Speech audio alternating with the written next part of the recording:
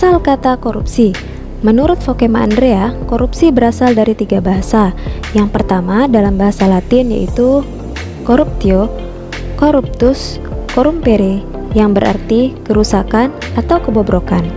Yang kedua dalam bahasa Inggris, corruption, corrupt, berarti perbuatan yang tidak baik, curang dan dapat disuap. Dan yang ketiga dalam bahasa Belanda yaitu corruptie, yang berarti kebusukan. Pengertian kata korup menurut bahasa Indonesia berarti busuk, palsu atau suap. Menurut The Lexion Webster Dictionary berarti kebejatan, ketidakjujuran, tidak bermoral, penyimpangan dari kesucian. Menurut Kamus Hukum berarti buruk, rusak, suka menerima uang sogok, menyelewengkan uang atau barang milik perusahaan atau negara, menerima uang dengan menggunakan jabatannya untuk kepentingan pribadi. Pengertian korupsi menurut ahli hukum. Yang pertama menurut Robert Klitgard. Menurut Robert Klitgard, rumus korupsi K sama dengan D dikali M dikurang A, yang artinya korupsi terjadi akibat diskresi dan monopoli yang tidak terkontrol serta kurangnya akuntabilitas. Yang kedua, menurut Indrianto Seno Aji, berdasarkan pemahaman dan dimensi baru mengenai kejahatan yang terjadi konteks pembangunan, pengertian korupsi tidak lagi diasosiasikan dengan penggelapan keuangan negara saja. Tindakan penyuapan dan permainan komisi secara tidak sah juga dinilai sebagai sebuah kejahatan. Ciri-ciri korupsi.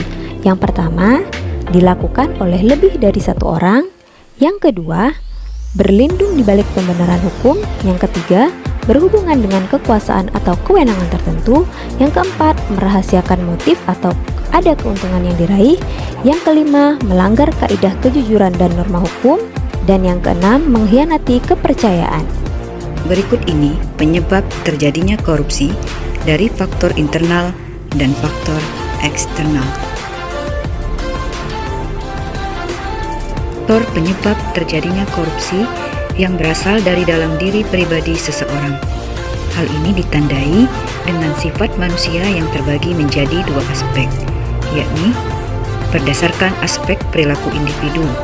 Ciri-cirinya sifat tamak, moral yang tidak kuat, gaya hidup yang konsumtif. Kemudian berdasarkan aspek sosial, penyebab yang membuat seseorang tergiur melakukan tindak korupsi. Hal ini terjadi karena dorongan dan dukungan dari pihak lain. Walaupun sifat pribadi seseorang itu tidak ingin melakukannya, namun ada pihak lain yang memberikan dorongan untuk melakukan korupsi. Faktor eksternal. Penyebabnya terjadinya korupsi dilihat dari faktor eksternal lebih condong terhadap pengaruh dari luar yang terbagi ke dalam 4 aspek. Yang pertama, aspek sikap masyarakat terhadap korupsi. Penyebab korupsi dalam aspek ini adalah saat nilai-nilai di masyarakat itu kondusif untuk terjadinya korupsi. Masyarakat tidak menyadari bahwa yang paling rugi atau korban utama dari adanya korupsi adalah mereka sendiri. 2. Aspek ekonomi. Pendapatan yang dinilai tidak mencukupi bisa menjadi penyebab terjadinya korupsi dilakukan seseorang. 3. Aspek politis. Selanjutnya pada aspek politis, penyebab terjadinya korupsi karena kepentingan politik serta haus kekuasaan, ingin meraih dan mempertahankan jabatan. 4. Aspek organisasi. Penyebab terjadinya korupsi dari aspek organisasi dapat terjadi karena beberapa hal, di antaranya kurang adanya sikap keteladanan pemimpin, tidak adanya kultur budaya organisasi yang benar, kurang memadainya sistem akuntabilitas, kelemahan sistem pengendalian manajemen, kurangnya pengawasan. Pasal-pasal tersebut menerangkan secara terperinci mengenai perbuatan yang bisa dikenakan sanksi pidana karena korupsi. Ke-30 bentuk jenis tindakan pidana korupsi tersebut pada dasarnya dapat dikelompokkan menjadi 7. Yang pertama, kerugian uang keuangan negara. Yang kedua, suap menyuap. Ketiga, penggelapan dalam jabatan. 4. Pemerasan. 5. Perbuatan curang. 6. Benturan kepentingan dalam pengadaan. 7. Gratifikasi. Ada 9 nilai-nilai dasar anti korupsi. Yang pertama, kejujuran. Yang kedua, peduli. 3, kemandirian. 4, disiplin. 5, tanggung jawab. 6, kerja keras. 7, kesederhanaan. 8, berani. 9, keadilan. Kejujuran ialah kelurusan hati atau ketulusan hati. Orang yang jujur akan mengatakan sebenarnya sesuai dengan fakta. Sikap peduli adalah sebuah nilai dasar dan sikap memperhatikan, serta bertindak terhadap kondisi atau keadaan sekitar kita. Kemandirian adalah suatu hal atau keadaan seseorang dapat berdiri sendiri dan tidak semata-mata bergantung dengan orang lain.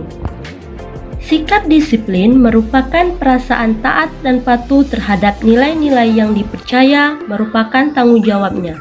Tanggung jawab adalah sikap berani mengambil konsekuensi terhadap hal yang dilakukan. Sedangkan kerja keras artinya kemauan untuk menuntaskan target pekerjaan.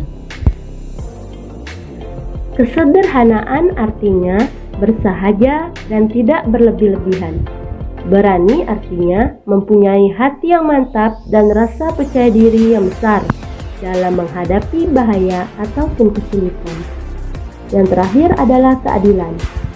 Keadilan adalah kondisi kebenaran ideal secara moral mengenai suatu hal, baik menyangkut benda ataupun orang. Berikut adalah contoh penerapan nilai dasar anti korupsi di tempat tugas. Yang pertama adalah disiplin, yaitu dengan datang dan pulang sekolah tepat pada waktunya, ataupun datang sekolah lebih awal dan pulang sekolah sesuai dengan waktu yang telah ditentukan.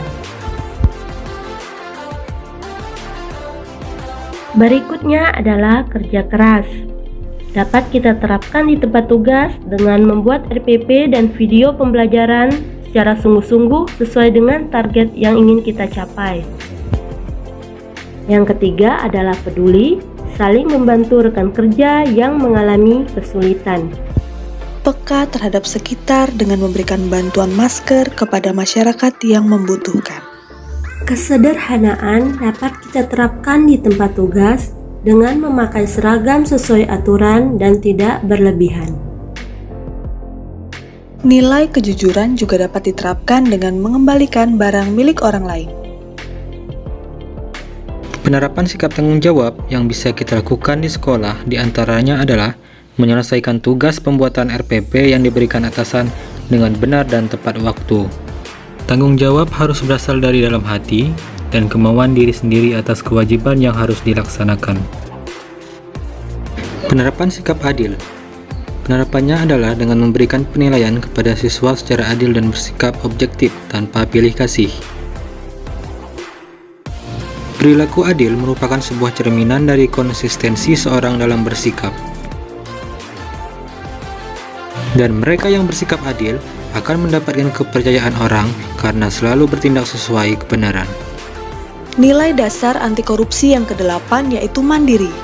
Hal ini berkaitan dengan sikap atau tindakan yang tidak bergantung pada orang lain. Implementasi nilai mandiri yang pertama, mengerjakan tugas sesuai dengan kemampuan. Kedua, tidak memaksa atau memerintah orang lain untuk membantu kita menyelesaikan pekerjaan. 3. Memiliki tujuan dan visi hidup. Hal ini membantu kita agar tidak mudah untuk dipengaruhi berbuat hal yang buruk. Keempat, berkarya secara original. Artinya tidak melakukan plagiat terhadap hasil kerja orang lain.